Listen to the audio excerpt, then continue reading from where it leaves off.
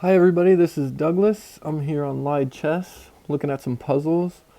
And so what we have here for today, we've got the bishop who's just put kind of some pressure on my knight, and I've got my queen looking at his queen.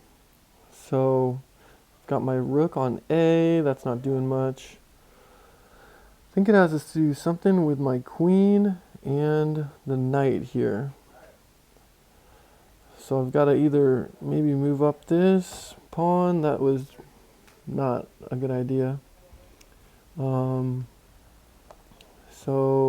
something with the queen and the knight. I could take his queen.